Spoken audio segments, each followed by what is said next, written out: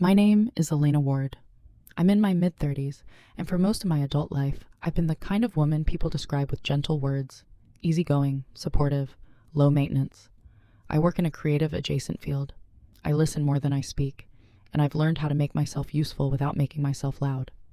From the outside, that calm can look like compliance.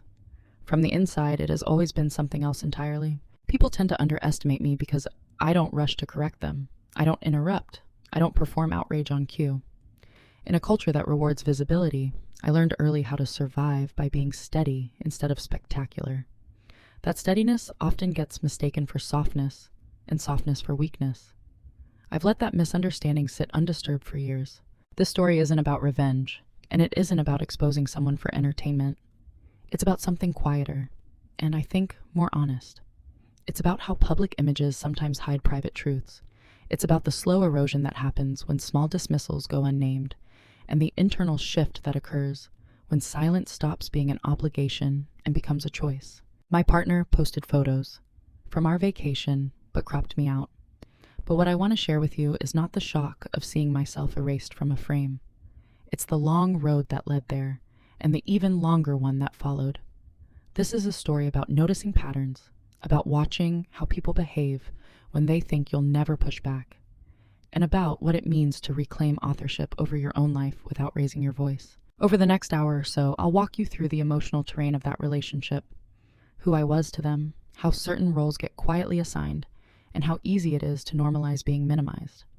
I'll talk about the moment something shifted, not outwardly, not dramatically, but internally.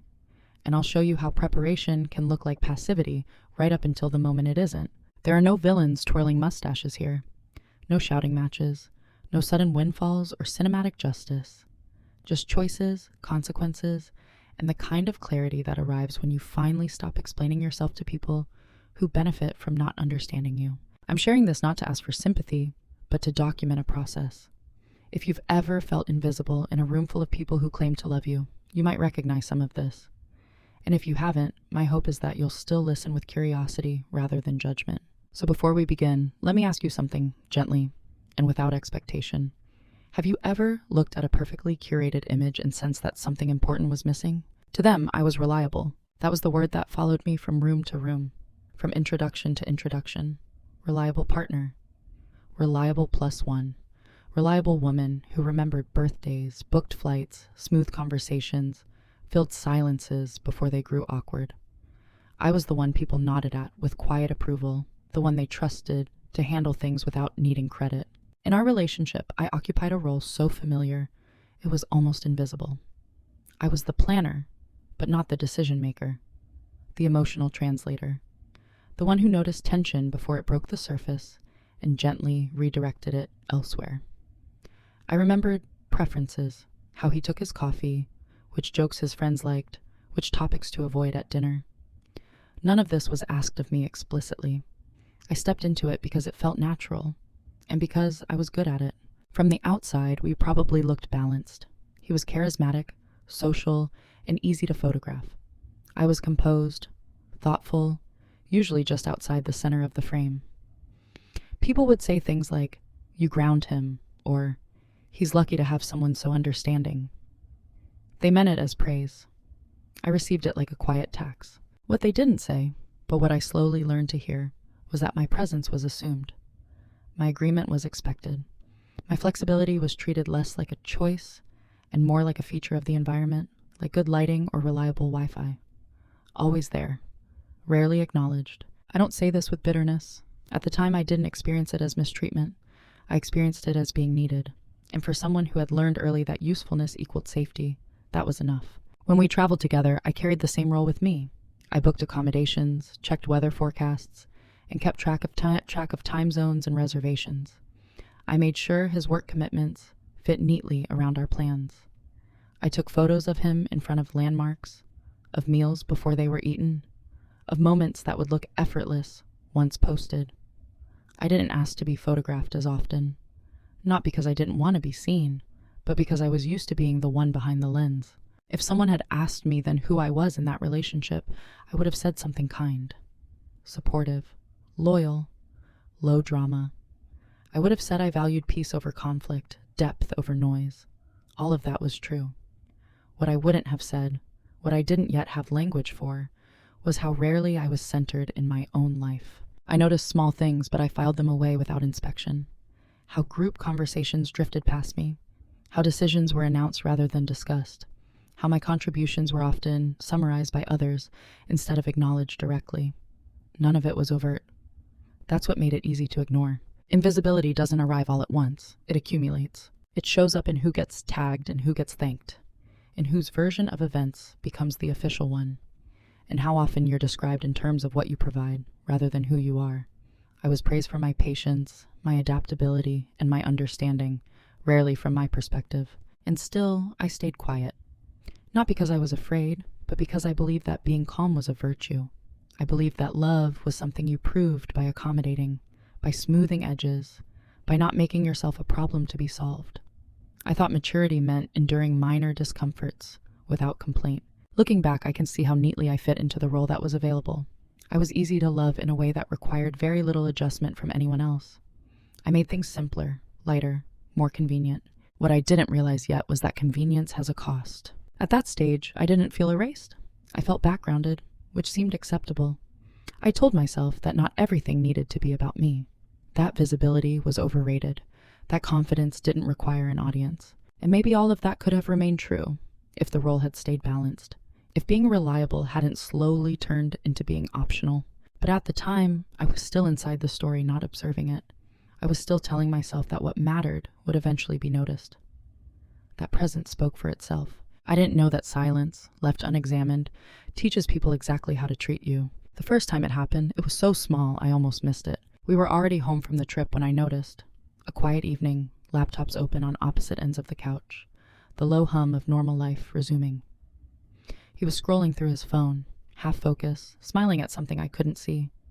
I wasn't paying attention until he said casually, "People really like the vacation photos."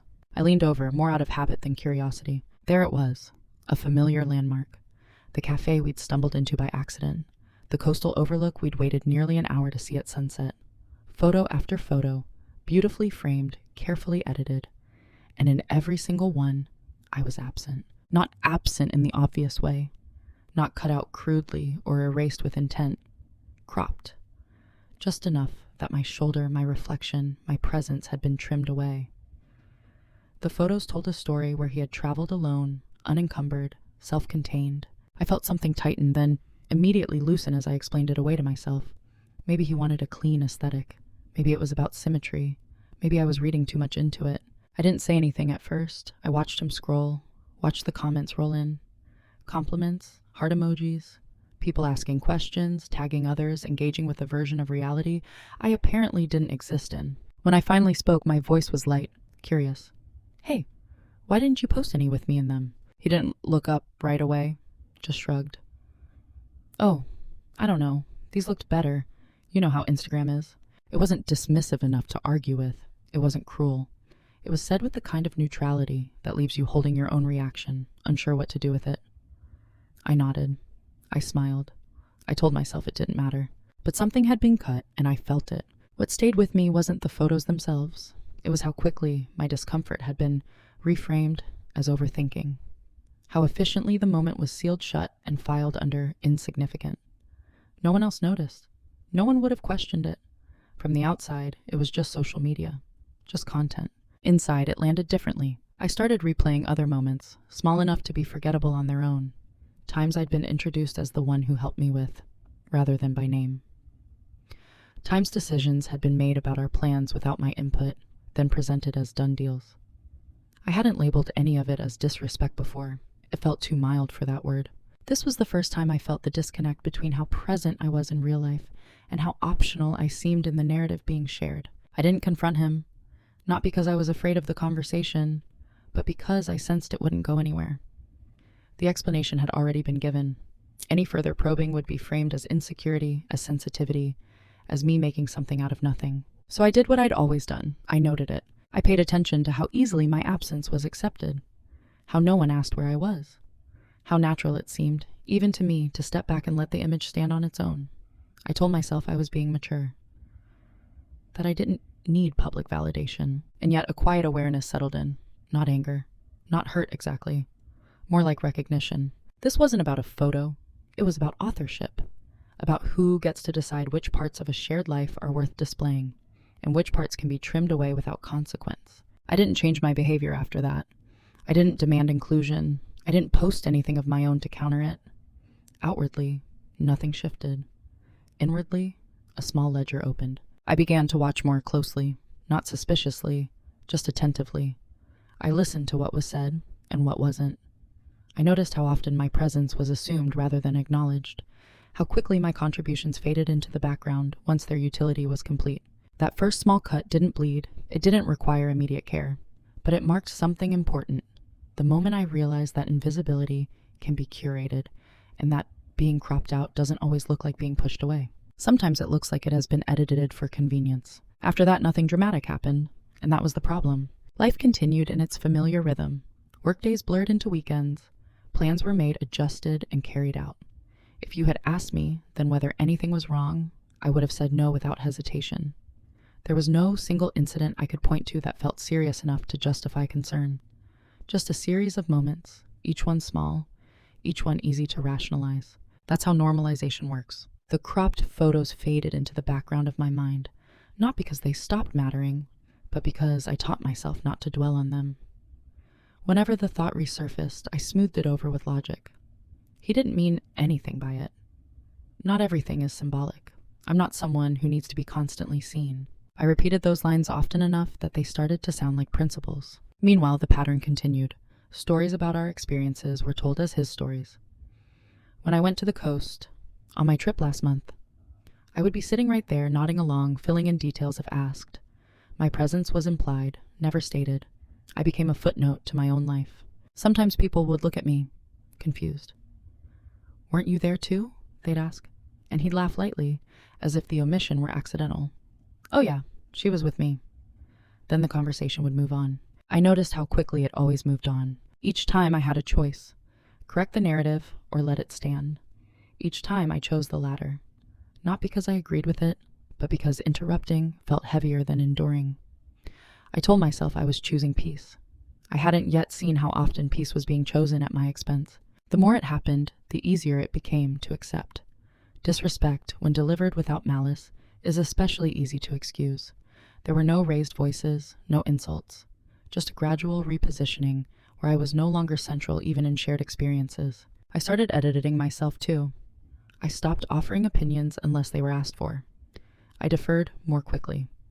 I framed my needs as suggestions then as afterthoughts, not consciously at first.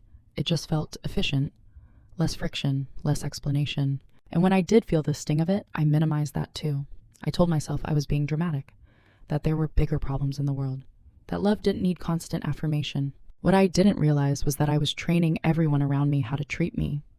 By absorbing the cuts quietly, I was signaling that they didn't require acknowledgement.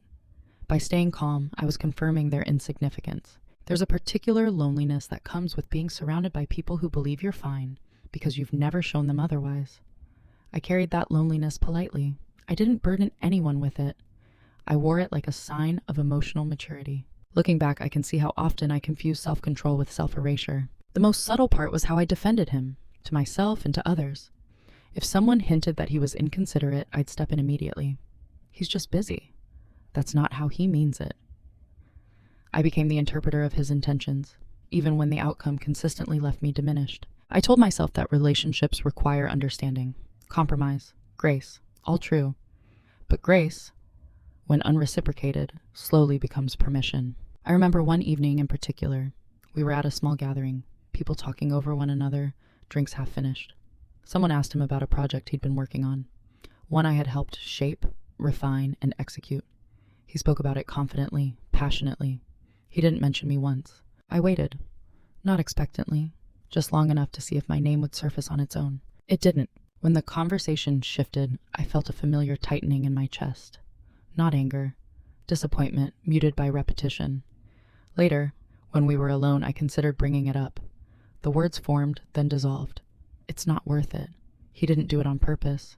I don't need the credit. That last one became my favorite. I told myself I didn't need credit. I needed a connection.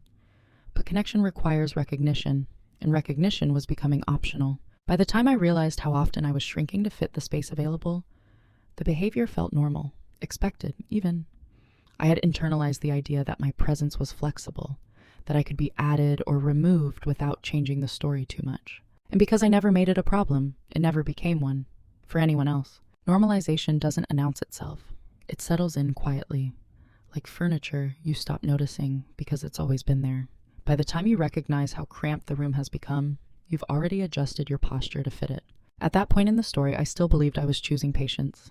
I still believed my silence was generosity. I hadn't yet realized that silence, repeated often enough, becomes a role you're expected to play. Roles don't arrive with contracts. No one sits you down and explains what's expected. They emerge slowly, shaped by repetition, reinforced by comfort. By the time you notice them, they already feel established. Mine was clear even if it was never spoken. I was the stable one, the reasonable one, the woman who didn't make scenes, didn't demand reassurance, didn't need to be centered. I was dependable in a way that made other people's lives easier. My reactions were predictable. My boundaries were flexible. My presence was reassuring precisely because it asked for so little. Once a role like that sets in, people begin to rely on it without realizing they're doing so. They assume you'll understand, that you'll adapt, that you won't take things personally. And because you've always done exactly that, the assumption feels justified. I began to see how often decisions were made with the quiet confidence that I would go along with them. Plans are announced rather than discussed. Schedules adjusted without consultation. Social commitments accepted on my behalf. Not out of malice, but out of habit. When I did push back, softly, politely, it was met with surprise. Not anger. Confusion. As if I'd briefly stepped out of character. "You're usually fine with this," he'd say. Or, "I didn't think you'd mind." And because I didn't want to be the kind of person who minded everything, I often let it go. I didn't want to fracture the image of myself as easy, supportive, and low friction. I had invested in that image. I had benefited from it too, in small ways. It kept the peace. It kept me liking. What I didn't see at first was how the role narrowed my options. Once you're assigned the part of the understanding one, your understanding becomes mandatory. Your discomfort becomes inconvenient. Any deviation from the script feels like a disruption rather than a response. I noticed it most in moments where I hesitated. If I paused before agreeing, the pause itself felt loaded, as if silence from me was unusual, worth scrutinizing. The expectation was compliance, delivered calmly and without delay. I started anticipating those expectations before they were voiced. I preemptively adjusted. I simplified my needs. I told myself I was being considerate, but consideration, when it flows in only one direction, stops being a virtue and starts being a mechanism. There's a particular exhaustion that comes from constantly managing how you're perceived, maintaining the version of yourself that others find easiest to live with. I felt it, but I didn't name it. Naming it would have required admitting that something fundamental was misaligned. Instead, I told myself that relationships naturally involve compromise, that I was simply better at it, that my emotional steadiness was a strength, not a sacrifice. And it was a strength, just not one that was being honored. The role extended beyond the relationship, too. Friends began to see me as the one who would always show up, always help, always listen. I became the safe container for other people's stress, their uncertainty, their unprocessed feelings. I held space expertly. What I rarely held was space for myself. I didn't feel oppressed. I felt useful.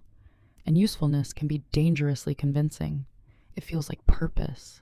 It feels like belonging. It disguises the absence of reciprocity as maturity. It wasn't until much later that I realized how little room there was for me to change. The role I'd been assigned had no flexibility built into it.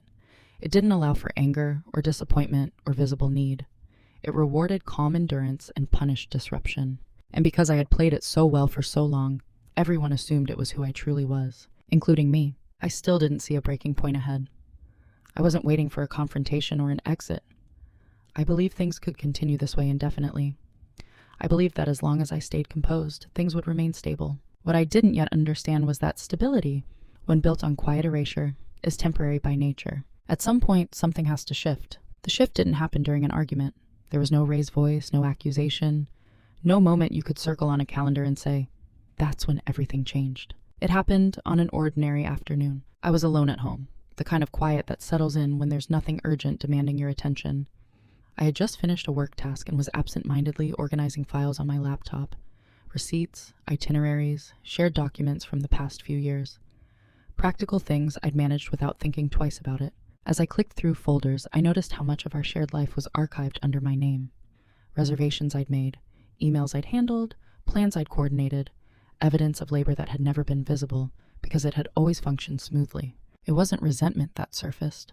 It was clarity. I realized, suddenly and without drama, that if I disappeared from the narrative, the systems would still show my fingerprints everywhere. The smoothness people attributed to luck or ease was, in fact, maintenance. And maintenance, when unacknowledged, becomes invisible by design. I closed the laptop and sat there for a long time. For the first time, I allowed myself to ask a question I'd avoided. If I stopped compensating, what would actually happen? Not in a threatening way, not as a test, just as an honest inquiry. Up until that moment, my silence had been automatic, a reflex shaped by years of prioritizing harmony. That afternoon, it became conscious. I saw how often I stepped in before anyone had the chance to notice a gap, how quickly I filled spaces that might otherwise have revealed imbalance. I thought about the photos again, about how easy it had been to crop me out visually because I'd already been doing it emotionally. I'd been making myself smaller in ways that made omission feel natural. There was no anger in that realization, just a quiet sadness, followed by something steadier. Resolve. I didn't decide to confront anyone. I didn't rehearse speeches or plan exits. I simply decided to stop editing myself preemptively, to pause where I would normally rush, to observe what happened when I didn't smooth every edge. It felt subtle, almost insignificant, but it was the first real choice I'd made in a long time that centered my own experience rather than managing someone else's. That evening, he came home and talked about his day. I listened, as usual. When he asked my opinion on something, I gave it fully, without softening it to make it easier to accept. He looked surprised. Not upset, just unaccustomed. The moment passed, but I noticed it. Over the next few days, I paid attention to my own impulses. The urge to say yes immediately. The instinct to minimize my preferences. Each time it arose, I paused. Not to create tension, but to check in with myself. What I found was how rarely I'd been doing that. The shift wasn't about asserting dominance or reclaiming power. It was about reclaiming presence, about allowing myself to exist in the same space I'd been managing for others. I didn't announce this internal change. I didn't need to. The most significant transitions rarely require witnesses. They happen quietly, reshaping the way you move through the world rather than the way the world sees you. Still, there was a difference, subtle but detectable. I was no longer rushing to maintain an equilibrium that excluded me. I was curious instead of compliant, observant instead of accommodating. I began to see how often my silence had been interpreted as agreement, how rarely anyone checked in to confirm. That realization didn't make me angry. It made me attentive, because attention, once sharpened, changes everything. That day marked the end of something I hadn't known I was carrying, the belief that my needs were secondary by default. I didn't replace it with entitlement or resentment. I replaced it with discernment. From that point on, silence was no longer my reflex. It was a decision. And decisions, unlike habits, can be redirected. Once silence became a choice, it changed texture. Before it had been soft and automatic, like background noise you don't notice until it stops. Now it was deliberate, measured. I wasn't withholding information or playing games. I was simply no longer rushing to fill every gap. And in those gaps, things began to surface. I spoke less, but I listened more carefully. Not in the attentive, accommodating way I'd mastered over the years, but in a detached, analytical one. I paid attention to patterns rather than moments. What happened when I didn't anticipate needs? To see how quickly expectations revealed themselves when they weren't immediately met. What surprised me most was how little anyone noticed at first. From the outside, nothing had changed. I was still calm, still supportive, still present. But I was no longer compensating for the imbalance. I wasn't smoothing over missed acknowledgments or reframing dismissals before they had a chance to land. When I didn't volunteer to organize something, it simply didn't get organized. When I didn't remind, things were forgotten. When I didn't follow up, deadlines slipped. Small disruptions, easily explained away as a coincidence, unless you were watching closely. I was. He mistook my quiet for fatigue, for stress. Once he asked if I was okay. I said yes, and I meant it. I was more okay than I'd been in a long time. But it didn't look like what he expected wellness to look like. It wasn't compliant, it wasn't self-erasing, so we stopped asking. There's a particular kind of confidence people develop when they believe you'll always adjust. It's not arrogance, it's reliance. And when that reliance is disrupted, even gently, it creates confusion. I let that confusion exist without resolving it, not out of spite, but out of respect for reality. I wanted to see what would happen if I stopped curating comfort for everyone else. If I allowed consequences to be visible, I still didn't confront him about the photos, or the stories, or the omissions. I wasn't collecting ammunition. I was collecting information. There's a difference. Information tells you where you stand. Ammunition assumes a battle. I wasn't interested in fighting. I was interested in understanding the structure I was standing in. What I learned was sobering. Without my constant maintenance, the relationship didn't become hostile. It became thin. Conversation skimmed the surface. Emotional labor went unreciprocated. When I didn't carry the weight of connection, it simply wasn't carried. And yet, no one named this a problem. The absence of effort was normalized, just as my presence had been. The system adjusted around the missing support rather than questioning why it was gone. That told me everything. Silence, in this phase, wasn't passive. It was diagnostic. It revealed what was essential and what had been taken for granted.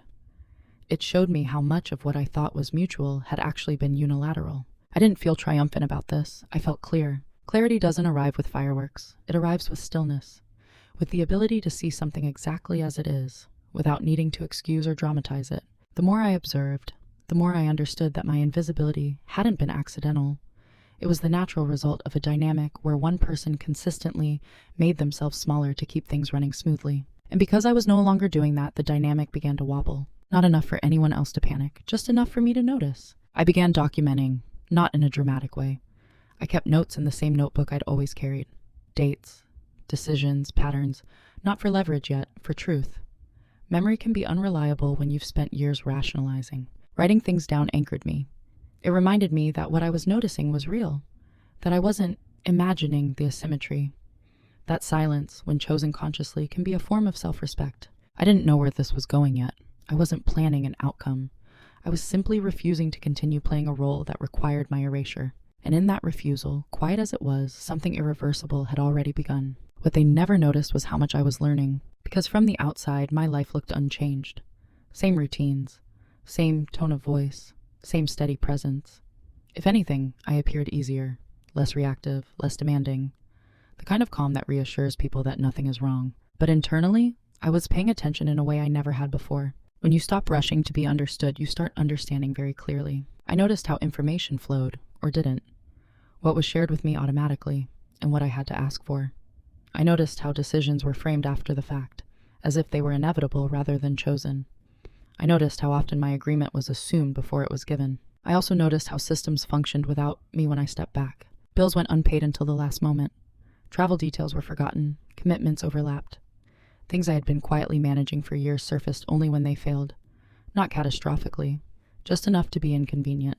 And every time the same thing happened. Mild frustration followed by adaptation. No one asked why things had changed. They just adjusted their expectations downward. That told me something important. The smoothness I had provided wasn't valued as skill. It was valued as absence of friction. Once the friction returned, it was accepted as normal. I documented everything, not obsessively, methodically. I wrote down dates when responsibilities were dropped into my lap without discussion. At times, my input was solicited only after decisions were made. Moments when I was included in execution, but excluded from recognition. The notebook became a mirror. It reflected patterns I'd once blurred out for the sake of harmony. I also began learning in quieter ways. Reading, researching, understanding how financial and legal structures worked. Not because I was planning to leave, but because I realized how little I actually knew about the frameworks governing my own life. Knowledge felt grounding, empowering in a way that didn't require permission. I reviewed shared accounts, contracts, agreements I'd signed without fully examining them because I trusted the person beside me, not because there were red flags yet, but because I wanted to see clearly. Clarity had become my priority. What struck me was how invisible this process was to everyone else. My withdrawal from emotional labor was noticed only as a mood shift, easily dismissed. My preparation registered as nothing at all. People rarely notice when the person holding everything together starts checking the load-bearing walls. I didn't change my demeanor. I didn't signal dissatisfaction. I was careful not to create a narrative of conflict where none was being acknowledged. I wanted to see what would emerge organically, without pressure. What emerged was indifference. Not cruelty, not hostility, just a quiet lack of curiosity about me, my inner life, my experience, my absence from the frame. The photos still existed. They were still liked, still commented on. New ones appeared occasionally. Same careful cropping, same aesthetic. Each one reinforced the story being told publicly. Independence, freedom, a life unencumbered. And each one confirmed something privately. I was no longer part of the image because I was no longer essential to the identity being presented. That realization didn't hurt the way the first one had. It clarified. I began to see the difference between being loved and being useful, between being chosen and being convenient, between being included and being tolerated. And once you see that difference, you can't unsee it. I started positioning myself, not dramatically, not visibly. I updated my professional materials, strengthened independent connections, reclaimed parts of my schedule that had been quietly absorbed into someone else's needs. I didn't announce these changes. I didn't seek approval. I simply acted in alignment with what I was learning. What they never noticed was how self-contained I was becoming. How much of my emotional stability no longer depended on the relationship functioning smoothly. I was building a life that didn't require constant negotiation to exist. There's a misconception that preparation looks tense, secretive, calculated. In reality, it can look like peace. I was peaceful because I wasn't trying to change anyone anymore.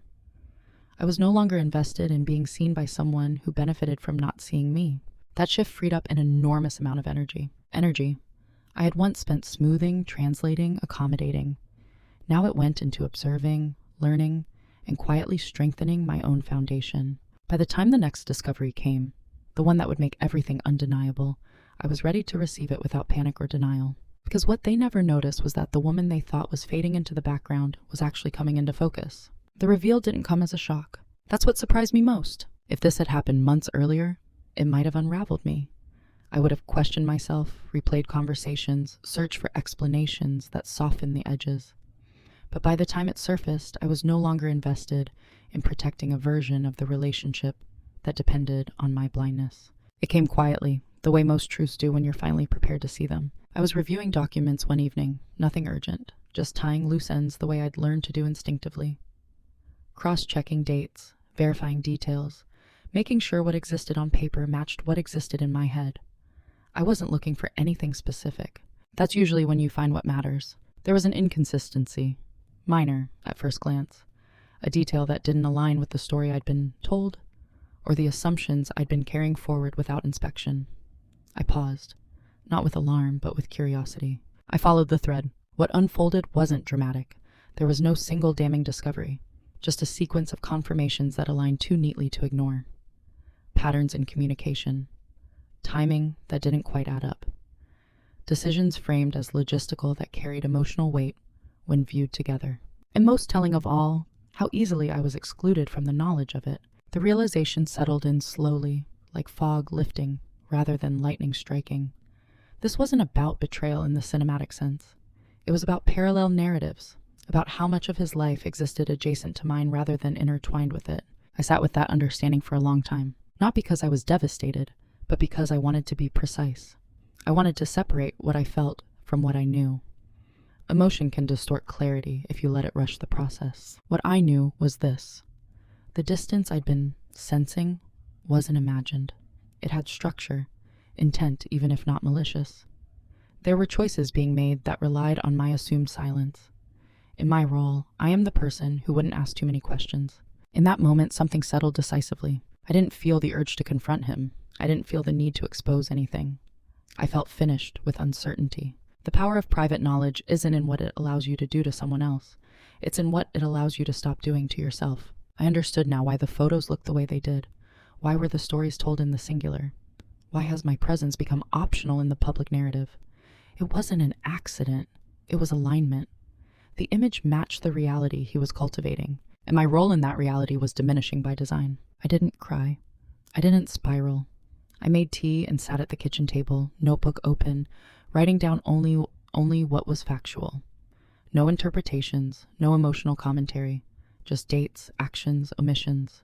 Facts have a calming effect when your inner life has been noisy for too long. What emerged on the page was leverage, not in the manipulative sense, but in the grounding one. Leverage, as in understanding where I stood and what choices were now available to me. I didn't feel superior. I didn't feel vindicated. I felt clear. Clarity is often mistaken for coldness. In reality, it's simply the absence of illusion. I realized then that whatever came next would be irreversible. Not because I planned to burn anything down, but because I could no longer unknow what I knew. I couldn't return to the version of myself that filled gaps without asking why they existed. That night, when he came home, everything looked the same. We talked about neutral things, dinner, schedules, plans that suddenly felt provisional. He had no idea that the ground had shifted beneath him, not because I was hiding it, but because he had never been looking closely enough to notice. I went to sleep calmly, not resigned, not numb. Calm in the way that comes when your internal narrative finally aligns with reality. The reveal didn't make me act immediately. It didn't demand urgency. It gave me something far more valuable: choice. And once you have that, the question is no longer what happened. It becomes, what do I do now? Once you see the full shape of something, indecision becomes impossible. Not because the answer is easy, but because pretending you don't know is no longer an option. For a while after the reveal, I didn't do anything. Not out of fear or paralysis, but because I wanted to understand the terrain before choosing a direction. Reacting would have been simple. Speaking would have been satisfying in the short term. Neither would have served me. I needed to decide who I was going to be after this knowledge, not just how I would respond to it. I considered the obvious paths first. I could confront him immediately, lay out what I knew, demand explanations, ask for reassurance, transparency, and repair.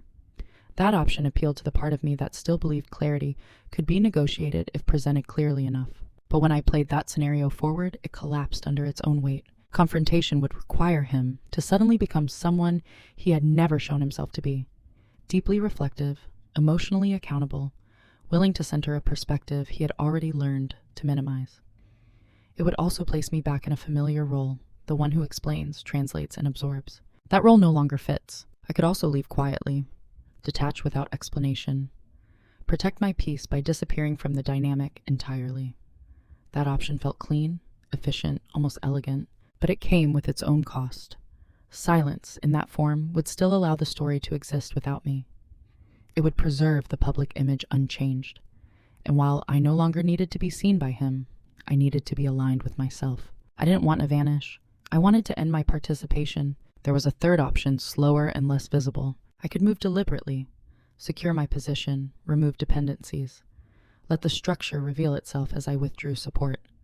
Not dramatically, but completely. I could make choices that didn't require his understanding or agreement. That option didn't offer immediate relief. It offered permanence. I chose the irreversible one, not because it was the most punishing, but because it was the most honest. From that moment on, every action I took was guided by one principle. I would never again explain my worth to someone who benefited from overlooking it. I didn't announce a turning point. I didn't mark the decision with ceremony. I simply stopped entertaining futures that required my erasure as a prerequisite. I reviewed timelines, obligations, entanglements. I asked myself what needed to be true for me to stand independently, without leverage being held over me, emotional or otherwise. The answer wasn't dramatic, it was practical. I needed autonomy, legal clarity, financial separation, emotional distance, not as punishment, but as hygiene. I stopped sharing certain thoughts, not out of secrecy, but because they were no longer communal. I stopped volunteering context for my choices. I stopped cushioning decisions so they would land softly. What surprised me was how little resistance there was. When you step out of a role quietly, people don't always chase you. They often just continue forward, assuming you'll catch up. That assumption was my greatest protection. Inside, I felt steady, not empowered in the loud sense, just grounded.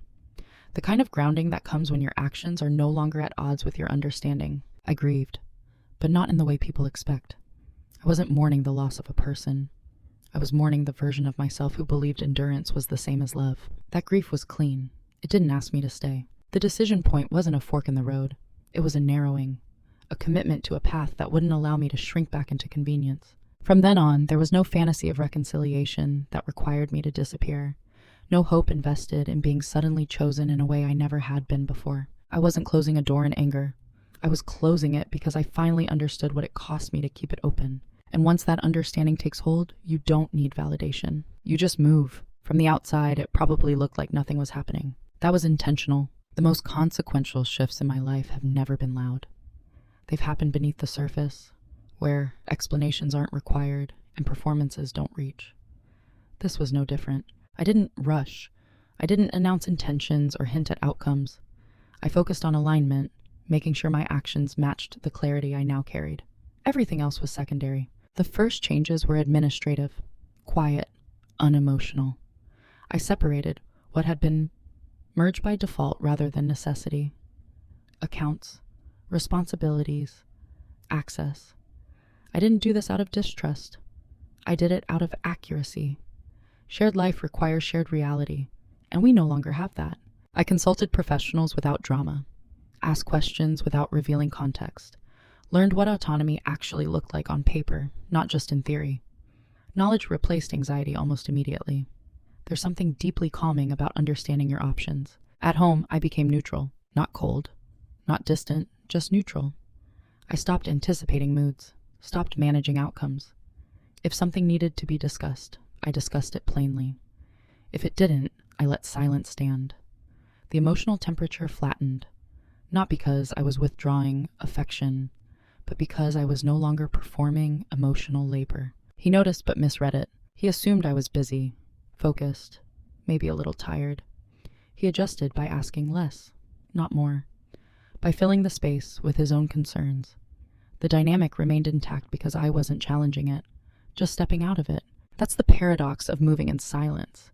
People only resist when they feel pushed. I wasn't pushing. I was repositioning. I redirected energy toward myself without announcing it. I reconnected with parts of my life that had gone quiet, strengthened professional ties, reclaimed time that had once been absorbed into maintenance tasks. No one noticed when they were done well. I didn't post about it. I didn't narrate the process. Growth doesn't require an audience to be real. What I did do was observe. I watched how quickly the relationship adjusted to my absence from its infrastructure, how little curiosity there was about what I was building independently, how easily my quiet autonomy was absorbed without question. That told me I was doing the right thing. Emotionally, I was steadier than I'd been in years. Not because everything was resolved, but because nothing was being denied. I wasn't holding two conflicting truths in my body anymore. I wasn't trying to be both present and erased. There was relief in that. Occasionally, I felt the urge to speak, to clarify, to correct the narrative before it calcifies further. Each time I asked myself a simple question: who would this explanation be for? The answer was never me. So I kept moving. I set timelines quietly, not ultimatums, internal deadlines, points at which certain conditions would need to be met for me to stay. I didn't communicate these thresholds because they weren't negotiations. They were standards. When those standards weren't met, I noted it, calmly, without disappointment. Patterns don't hurt when you stop hoping they'll change. The silence I carried during this time wasn't empty. It was full of intention. Every step I took was deliberate, even when it looked passive, especially then. What people often misunderstand is that silence isn't the absence of action. It's the absence of announcement. By the time any external consequence began to surface, my internal transition was already complete. I had done the work privately. I had accepted the reality fully. I wasn't waiting for permission or acknowledgement. I was ready, and because I had moved without spectacle, there was nothing to argue with, no accusations to defend against, no drama to diffuse, just facts unfolding in their own time. Consequences rarely announce themselves. They arrive quietly, disguised as inconvenience, confusion, or a vague sense that something isn't working the way it used to. That's how it began. Small things first. Missed details, overlooked steps, plans that unraveled because no one had double-checked them. Nothing catastrophic, just enough friction to be noticeable. The kind of friction that makes you pause and wonder when things started getting harder. He mentioned it once, casually.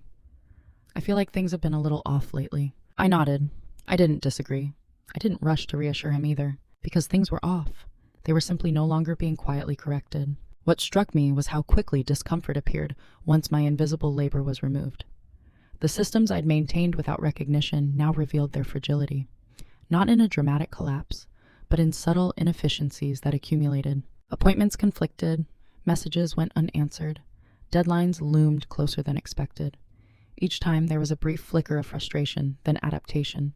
He worked around it, lowered expectations, moved on. Still, something had shifted. I could feel it in the questions he didn't ask, in the way he hesitated before making assumptions that had once been automatic. The confidence that came from knowing someone else would handle things had begun to erode. Not because I'd confronted him, but because I'd stopped compensating. Emotionally, the distance widened. Conversations grew shorter, more transactional. When I didn't initiate a connection, it rarely happened. When I didn't follow up, silence stretched comfortably for him. For me, it was confirmation. This wasn't punishment, it was exposure. The relationship, stripped of my constant mediation, revealed its true weight distribution. And once revealed, it couldn't be unseen by either of us. He began to sense loss before he understood its source. That's often how it happens. People feel the absence of something they never learned to name. "You seem different," he said one evening. Not accusing, observant almost. "I am," I replied simply. He waited for more. An explanation, a reassurance, something to anchor the conversation. I didn't offer it.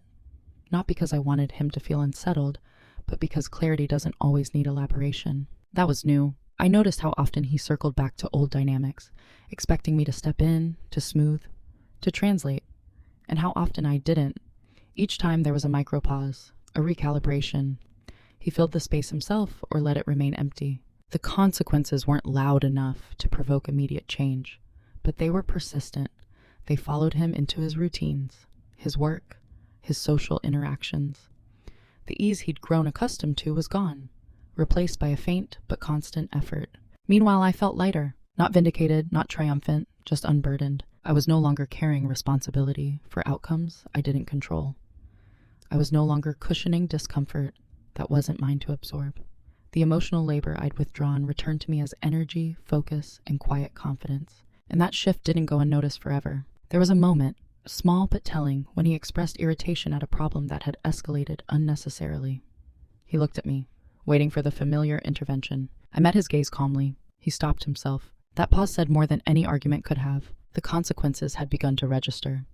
Not as blame, but as awareness. Something essential had been removed, and its absence was now undeniable. Still, I didn't rush to fill the gap, because once consequences start, reversing them requires more than recognition. It requires ownership, and ownership can't be coerced. It has to be chosen. I watched carefully, not with hope but with curiosity. Would he lean in, ask questions, seek understanding? Or would he simply adapt to a diminished version of the relationship, lowering the bar rather than raising himself to meet it? The answer was coming, slowly, inevitably, and for the first time I was prepared to accept it without negotiation. By the time panic appears, the window for a repair has usually already closed. It doesn't arrive as fear right away. It starts as restlessness, irritation, a sense that something important is slipping, but without a clear understanding of what it is or how it happened. That was the phase he entered next. He began asking questions, not the right ones, but more of them. Questions framed around logistics rather than meaning. Are you working late more? Did something change with your schedule? You've been quieter than usual. Each question circled the truth without landing on it. I answered honestly, but briefly. Yes. No. Sometimes. I didn't offer emotional scaffolding to help him interpret my responses. I didn't soften the edges. I let the answers stand on their own. That's when the anxiety surfaced. He started trying to reinsert familiarity. Jokes we used to share, references to memories that assumed continuity, plans framed as if nothing fundamental had shifted. The tone was casual, but the intent was clear. Restore equilibrium without examining its foundation. It didn't work, because equilibrium only feels safe when both people are invested in maintaining it. I wasn't. The realization crept in slowly for him, but unmistakably. Something was wrong, and it wasn't just mood or timing. The role I'd once played so consistently was no longer available, and he didn't know how to replace it. I could see him trying to fix symptoms instead of causes. He offered gestures, small kindnesses, sudden attentiveness, moments of concern that arrived too late to feel grounding. They weren't insincere. They were just misdirected. Repair requires understanding what broke. He still didn't. There was one evening that crystallized it. We were sitting across from each other, the space between us filled with things unsaid. He looked tired, not from work, but from effort, from trying to reestablish a dynamic that no longer existed. I feel like I'm losing you, he said finally. I believed him, but loss, once acknowledged, doesn't always invite rescue. Sometimes it confirms a process that's already complete. I've been gone for a while, I replied, calmly, not accusingly. He frowned, searching backward. I don't understand when that happened. And that was the truth. He didn't understand because he hadn't been paying attention when it mattered. when my presence was quiet but constant, when my silence was still generous, when repair would have required curiosity instead of confidence. By the time concern replaced comfort, the foundation had already shifted. I didn't feel cruel in that moment. I felt clear, I explained. Briefly, not the entire history, not the ledger of omissions, just enough to be accurate, enough to mark the distance between us. He listened, but his questions revealed what he was still focused on: how to fix it quickly, how to restore what he missed without sitting with why it had been possible to miss it at all. That's when I knew it was too late, not because people can't change, but because change requires humility, and humility requires the willingness to see yourself clearly without defense. He was still looking for a workaround. I didn't argue, I didn't escalate, I didn't revisit every example.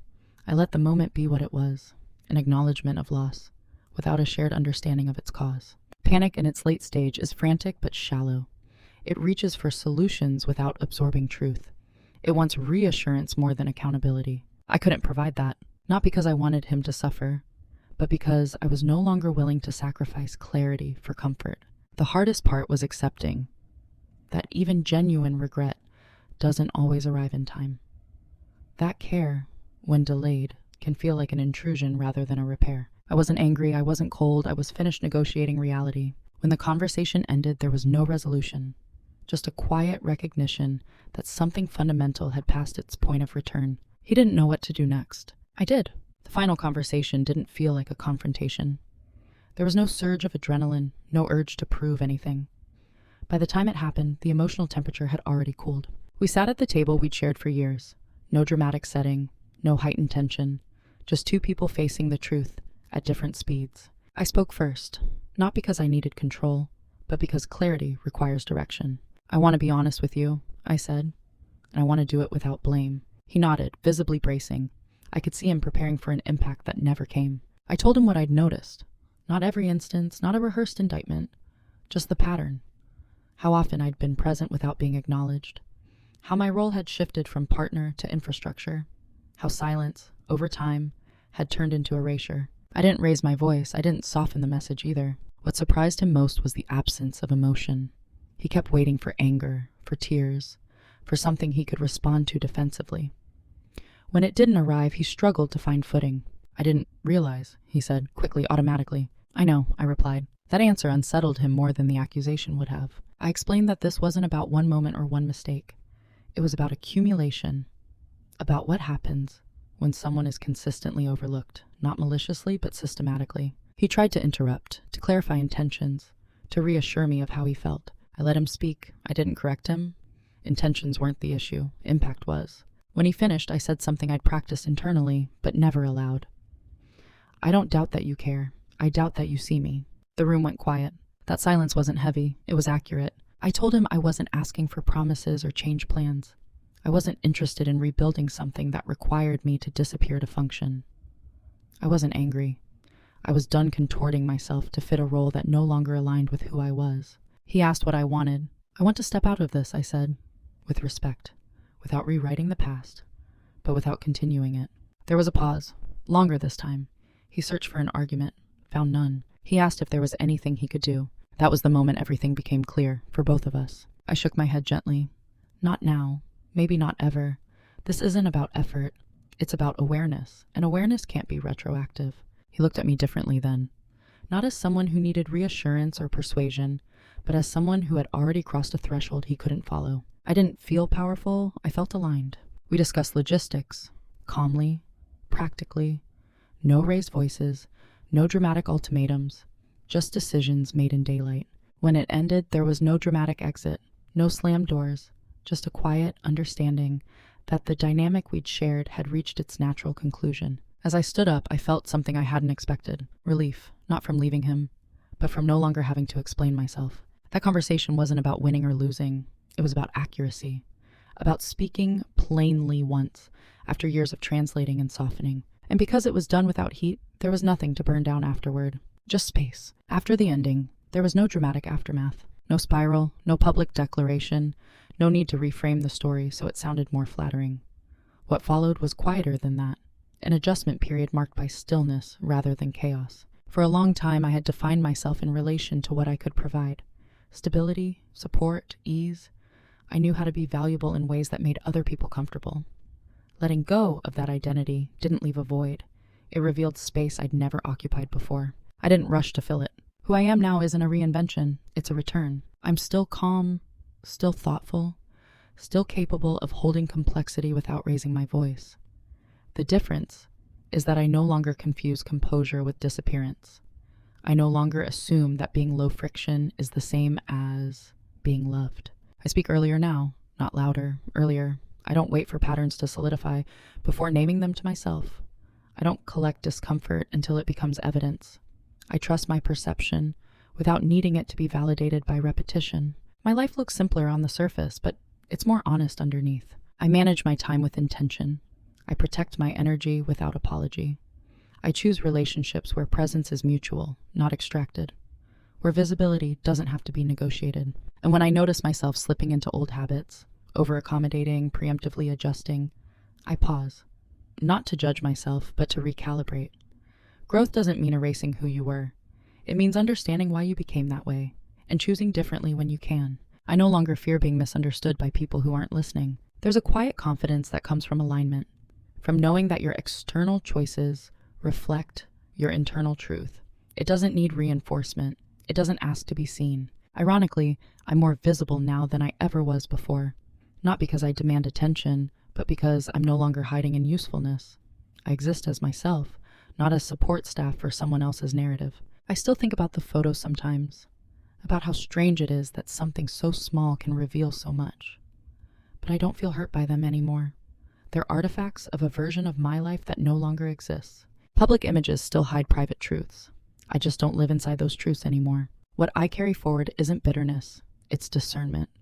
The ability to recognize when calm is being mistaken for consent, when patience is interpreted as permanence, when silence is taken as absence rather than choice. I'm careful now with what I offer, not because I'm guarded, but because I understand the value of what I bring. Presence is not infinite. Attention is not owed.